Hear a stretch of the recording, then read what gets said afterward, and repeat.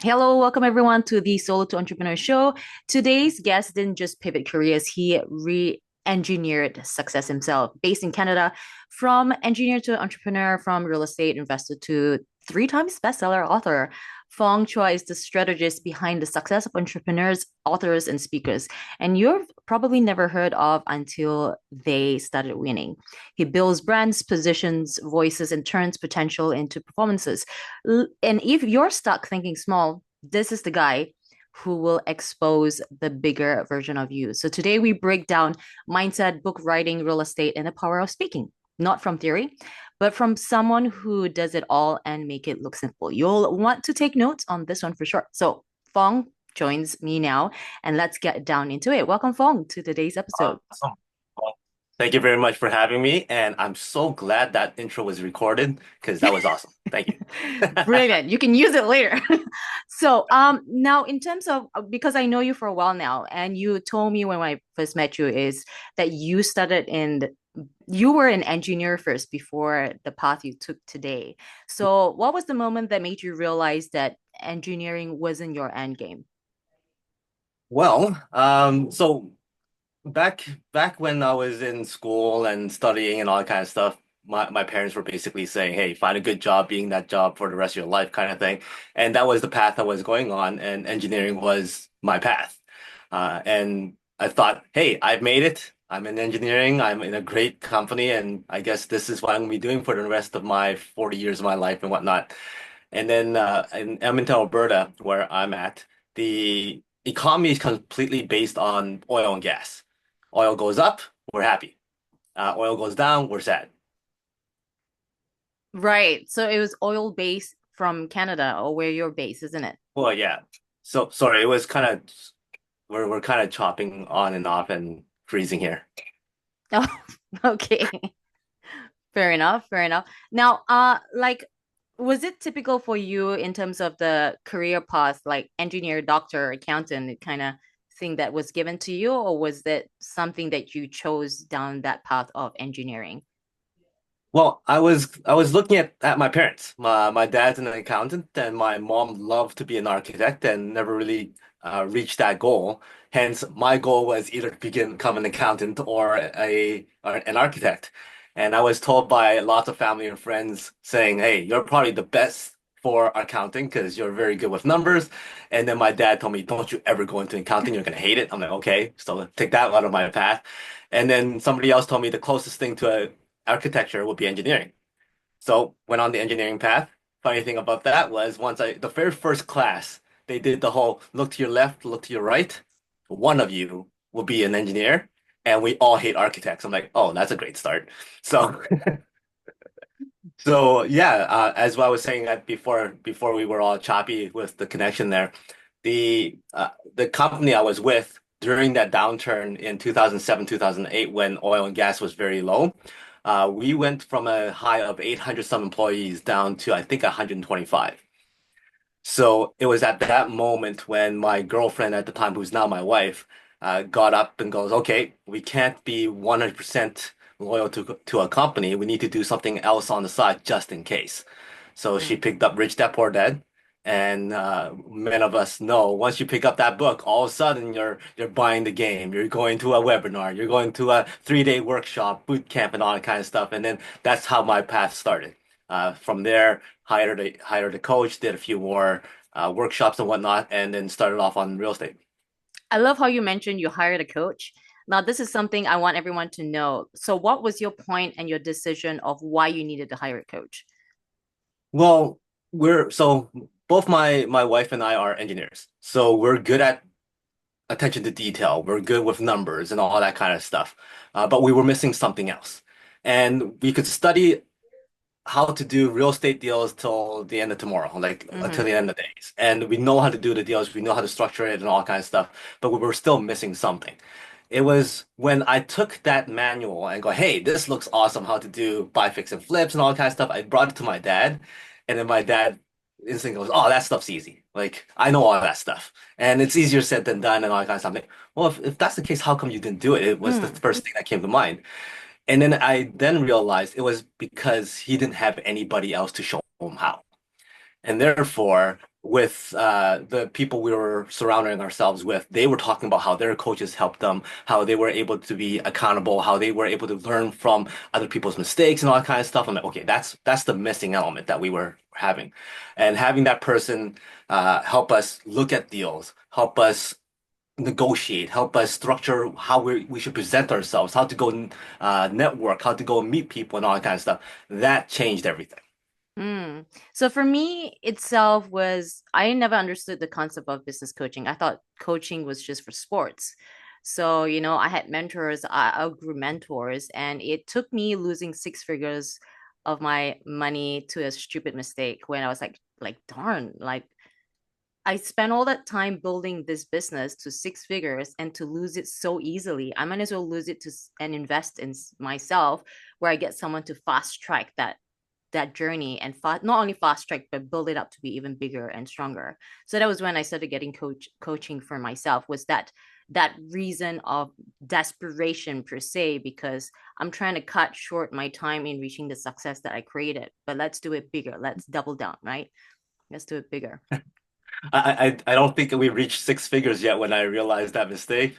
I think it was one of those things where we paid a lot of money for the Mm. courses, and if we wanted to make something work, then we needed to pay more for like coaching and that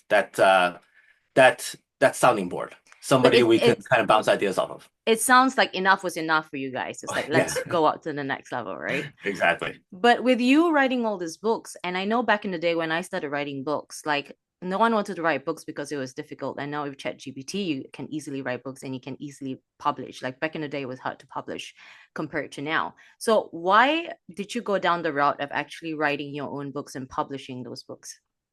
I think it's a credibility tool. It's something that you can just kind of put in your title that's to this day still a little bit different. I know within the groups of people that we're around, lots of them are authors, lots of them are speakers and whatnot. But when you're out there networking with people that's not within this industry, within this group, then being able to say you're an author, being able to say you're a speaker gives that extra element of credibility Mm. and expertise. So obviously like going through the courses and going through the webinars and all that kind of stuff, we've been told that, hey, you need to build your personal brand, you need to build your credibility, you need to be more exposed and be able to have other people notice you and all that kind of stuff. And writing a book is one of them. Becoming a speaker is one of them. And at the time, I wasn't ready to speak yet.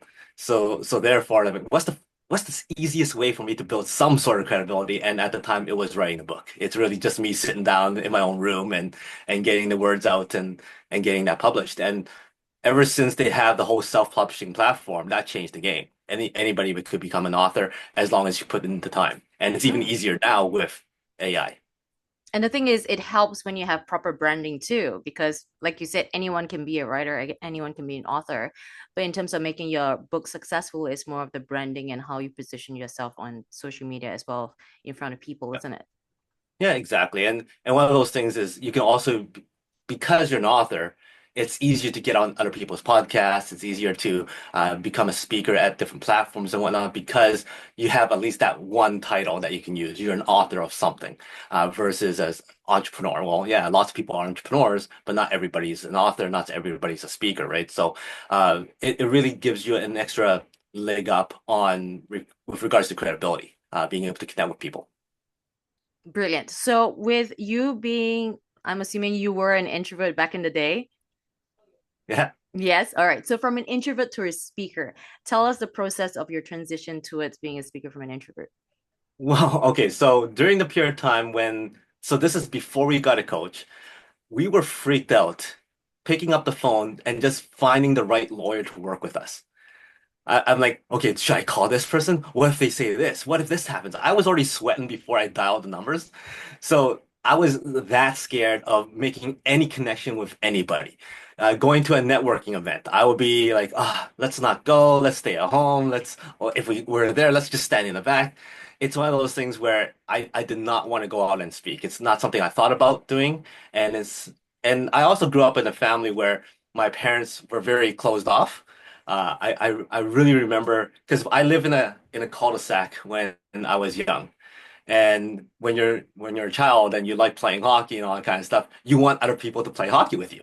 And the thing is, my parents don't like it if I go to door to the kids and ring their doorbells and, hey, can you come out to play? They go, you don't do that. I'm like, okay, then how do I get people? She goes, just go out there and play. If they want to play, they'll see you, they'll come out, right? I'm like, okay. So that's kind of the mindset I had growing up. So therefore, if I'm networking, I'll be standing in the back. If they want to talk to me, they'll come and talk to me, right? So yes, I would say being an introvert was something that was in my blood at the time. But then because I quickly realized whether you're an employee or you're an entrepreneur, nothing really moves until you are able to connect with people, until Mhm. you're able to build relationships. And everything we do has to do with people connections, right? If you want to find a job, well, guess what? It's the connections that with other people, maybe already in that company, or how you connect with the interviewer, or how you connect with the HR group before you can get to the next level. So it's all people, it's all connections, it's all networking, it's all that stuff. So I figured I really had to work on my speaking skills. I really had to work on my connecting skills. Hence, I joined Toastmasters. I said yes to a lot of different networking groups and events, and I just force myself to be out there.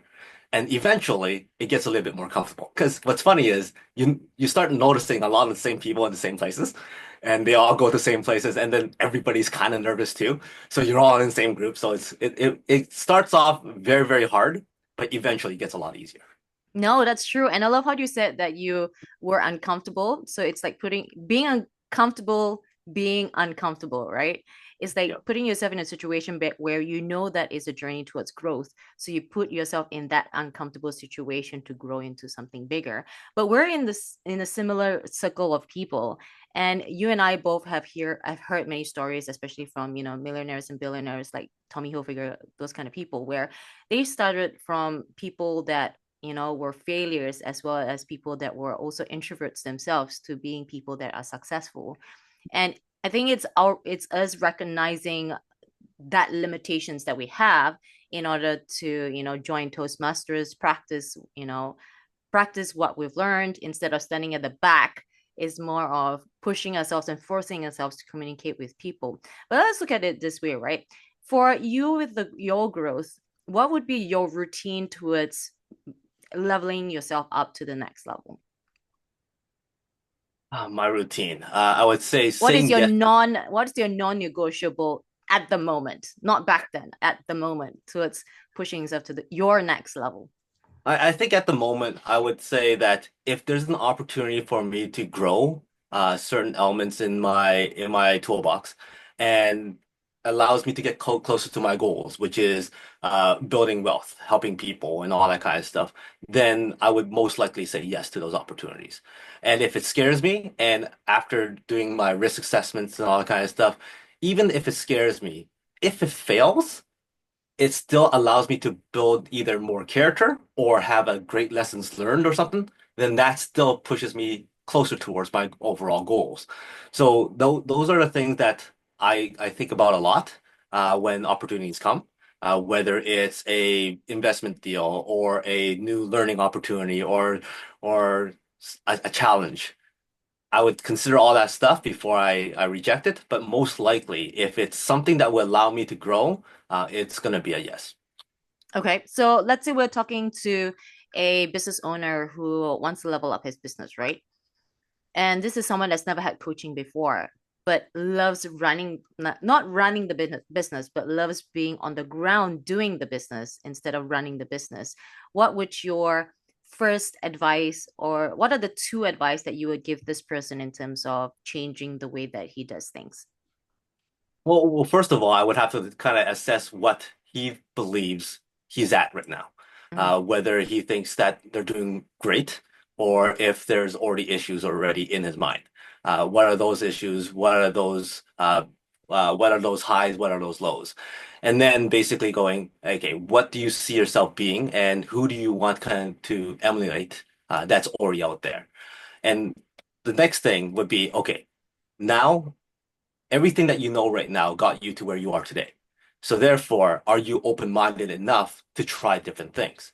Because if you don't try different things, you're going to remain the same. And if you're not happy with what you have now, then guess what? It's not going to change if Mm, you're going to implement the same things that you've been doing all this time. So therefore, open-mindedness is very, very important. Secondly, being able to, so openness also includes being coachable. So are you open to try different things? yes. Are you open to like trial and error or guess and test and all that kind of stuff so that you can see what works, what doesn't work, and then also be able to surround yourself with other people who are not at your level but higher. If you surround yourself with other people who are at higher levels and see how they work, see how they do their businesses, see how they negotiate, see how they talk, see how they work in their businesses and in their companies, and see what you are doing differently than them. If you want to be at that level, that's probably what you need to do to get to that level. And then Mm. always level up by putting yourself in other groups that's higher.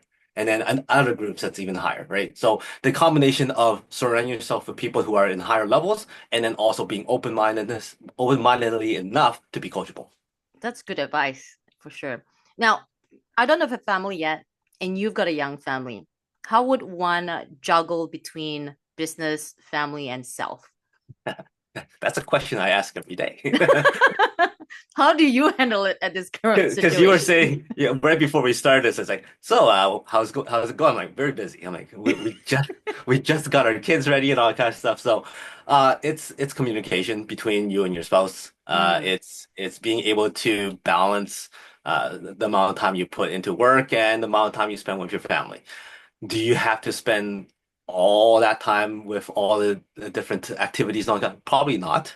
But you would like to have a good balance between what is acceptable and what is not acceptable. And everybody's different, right? I can't say that the balance that I have would be the same as somebody else, right? Because it may not jive with their spouse. So it has to mm. be that fine balance between the spouses and then also is important with them. So does your kids understand the situation that you are in regards to understanding? So your kids and your wife, Not yet. no, not yet. They're still too young. But so my oldest is 5, Mhm. and actually it was fun because I brought her to one of our rental properties when she was 4, and we were just cleaning up, ready for the next person to move in, and she started asking all these questions. It's like, is the person nice? I'm like, hope so. And all these other questions, like, well, what do they do? I'm like, well, they do this. I was like, do they have kids? I'm like, well, yeah, they do. And these questions that all of a sudden she asked like 2 or 3 questions, like, oh, that's a good question. I should probably ask that to my tenants before letting Yeah. them in, that thing, right? But it's interesting what goes in the minds of kids Mm. and what what the demeanor is when they see different things, which is kind of neat. So I don't shelter them from any of the stuff that I'm doing. In fact, there's a few times where I went to JT's events and I brought all of them along. So both Yes. my 1 year old and my 5 year old was at the event, and I made them sit there listening to Reggie and KDK and all those great people and JT speak, and they know them, they have fun there, and it's one of those so getting them exposed to different people and saying hi to people and all that kind of stuff. So that's the first step, I think. Getting them Mm. comfortable in front of people. And so therefore, if they ask me to speak, I'm like, of course I'm going to speak because my kids are going to see me as an example speaking in front of people. So it's one of those things where you can say one thing, but you should also do what you say. And most kids will follow suit with what you do and They're not what you say. great sponges. Like they Yeah. absorb everything they see and learn. So it's good that you put them and planted them in your environment where they can see how that works in his Yeah. element. So that's amazing. Now, having said that, what is the number one book you would recommend everyone to read? The number one book? Uh-huh. Well, right now, if I don't say Business is War, I'll get ripped apart. So, JT's book, Business is War, is a book that I highly, highly recommend lots of people to read. Really in depth, lots of great case studies, and a lot of really strategical elements that you can implement into your daily lives and also your business lives as well. Personally, for me, I love biographies. I Mm. love reading the Steve Jobs biography. I love reading the Disney biography and also Starbucks's biography. I learned a lot of great stuff there. And obviously, one of my books would be great too. That's it. That's it. Cool. Now, what do beginners waste time on that you'll advise to cut immediately? What's the number one thing that usually beginners waste time on that you are aware of? It would be that analysis versus paralysis for left brainers. Mhm. Lots of left brainers are sitting there spending so much time evaluating stuff before actually taking action. Actually, I had a colleague come up to me and says, I found this great deal and I'm thinking of buying it and all that kind of stuff. I'm like, I looked at it like for 4 or 5 seconds. It's not going to make you money. Don't do it. And he goes, no, no, no, no, wait, wait, wait. But all this, and he gave me all these reasons. I'm like, yeah, you're just justifying that it's a good deal because you have an emotional attachment to it now because you spent so much time to it. And he walked away. A couple of hours later, he came over with 13 pages of calculations of why it's a great deal. I'm like, I'm not even going to look at that. Mm. It's not worth it. So the thing is, lots of left-brainers spend so much time justifying what is a good deal by coming up with all these numbers and they're not actually taking action. They could potentially put it on offer and see what happens, right? There's always a way to get out of the offers if it doesn't work out at the end, but he's still stuck there doing numbers. He's still stuck there with his books, with his numbers, and just analysis versus paralysis and not taking action on it. For the more right-brained people, for them, I think that they spend so much time being like, okay, go, go, go, go, go, that they don't actually sit down for a moment and okay, is this right for me? What is the consequences or the benefits in the run kind of thing? And action too fast. So they have to be meeting in the middle, isn't it? Or probably I think so. using JT's nine-figure brain AI to help them out there. This interview is becoming more of a a promotion for some products here. Yeah, well, we look into different areas, right? Whether or not it's books or mentors and coaches, and it's great how you brought in other books rather than the book that we both love reading, Business is for Itself. So because sometimes people are so stuck in one way that they don't open up to everything else, like the lessons that you can learn outside the situation, right? Like your kids is also part of a lesson where they're so young, but that yet we can learn so much from kids without realizing it. And with the left brainers and the right brainers, like kids are just so blunt where they just voice out what they see. And it sounds so innocent at that time. But as adults, sometimes we don't realize that there is a purity in terms of the lesson that we don't see, especially with kids there. Yeah, So we have very, touched very base true. a lot of things for sure. Well, Well, yeah, yeah, so if anyone would like to know more about what Fong does, I'll put down all his social media link on the description. So, follow him, like him, and see if he may be beneficial for what you want to do. But, it's you would never know until you follow people and see what else they go down to in any way. So if you like this episode, please do like, subscribe, and share it. But I hope everyone enjoyed this today as I have, with Fong being on board today. So thank you, Fong, for coming on and sharing your insights and your wisdom with everybody listening in. awesome. Thank you very much for having me. It's been a joy and a pleasure, and I can't wait to see you again in a few months here. Absolutely, absolutely. Until next time, guys, this is Lorraine Chai signing out from the Solo to Entrepreneur Show.